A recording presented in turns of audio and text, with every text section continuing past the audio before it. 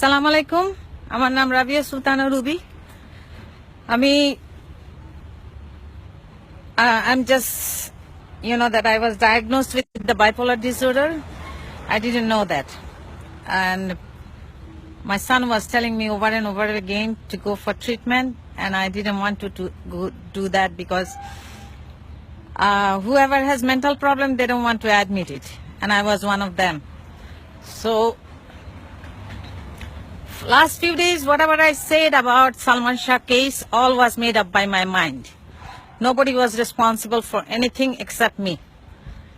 And whatever it is, I don't know whether it is suicide or killing, anything. But why should I say about that? I have no idea why Mrs. Nila Chaudhuri put my name in the case, and I don't care also. Tarpore abar India, she just doing this thing. I don't know why.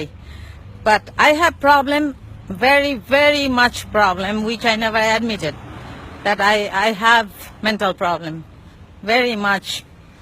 Since today, I didn't realize that I have severe mental problem. I need to go for treatment, no matter what.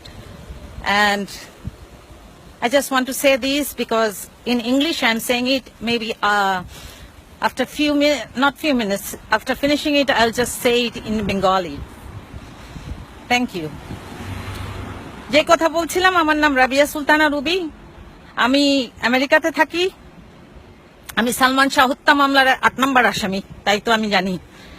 তো আমার চেষ্টা ছিল যে আসামি আমার যেন ঠিকমতো, আমি রাস্তায় হাঁটছি আর কথা বলছি, আমার যেন ঠিকমতো পিবিআই যেন ভালো মতো ইনভেস্টিগেশন করে। তো আমার চাকরি চলে গিয়েছিল, আমি অবসর সময় ছিলাম।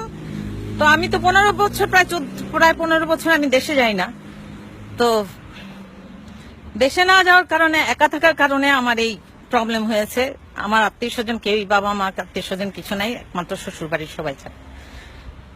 তো ভুল আমার হয়েছে, যেটাই হোক না, অজান্তে হয়েছে, কারণ আমার ট্রিটমেন্টের ব্যবস্থা হয়েছে।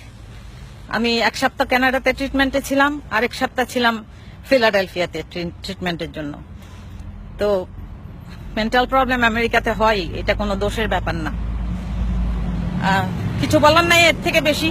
ইনভেস্টিগেশন যা হবে, কেউ যদি আমার ইন্টারভিউ নিতে চায়, of course they can come and take my interview. Whatever I know, I will say that. I never speak in English, but I believe that I have good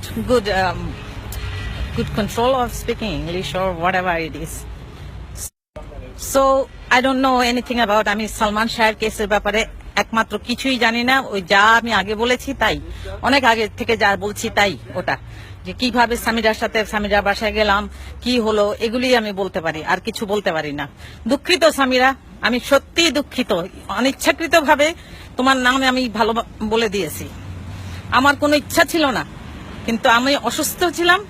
তোমার বাবা ঠিকই বুঝতে পেরেছে যে আমি অসুস্থ ছিলাম, কারণ আমার সবাই আমাকে বলছিল, ইভেন আমার বসরাও আজকে আমারে বলছিল যে ওরা জানে যে আমি অসুস্থ মেন্টালি।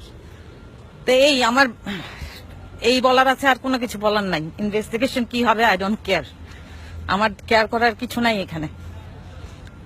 যাদের কেয়ার করার তারা করুক, এই আর কিছু না।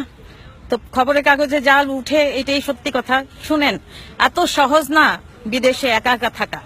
আমি একা থাকতে চেষ্টা করেছি, আগে বাচ্চারা কাছাকাছি ছিল, এখন বাচ্চারাও দূরে দূরে বড় হয়ে গিয়েছে, যার জন্য একাকিত্ব আমাকে খুব বেশি পেয়ে বসেছে। ফোনে কে জানি ডিস্টার্ব করছে বারবার। আমার মনে হয় যে ফোন নাম্বার আমার চেঞ্জ করতে হবে। আমি মনে হয় ফেসবুকে আমার ফোন নাম্বার দিয়ে আমি ভুল করেছি, কারা আমাকে ফোন করছে আমি জানিও না। এসব বদমাশ লোকেরা কি জন্য ফোন করে তাও জানি না। যাই হোক, হুমকি ধামকি, খুনের, তোমাকে খুন করব, এসব কথা তো আমাকে বলাই হচ্ছে। চুল কালো করেছি, সাদা আর রাখবো না, চেষ্টা করছি যে I need to pull up myself for my family. How are you? Good, thank you. So এই জিনিসই বলতে চাচ্ছি যে সামিরা বা সালমান শাহের হত্যা মামলায় আমি আসামি হলেও আমার যত, excuse me, can I put my, thank you, আমি আসামি হলেও কিছু আসে যায় না। 50 বার আসামি করলেও আমি খুন করার মতো মানুষ না। আর আমেরিকাতে আমি অলরেডি ডায়াগনোজ মেন্টাল প্রবলেম নিয়ে, তো এই নিয়ে কথা বললে কোনো লাভও নাই।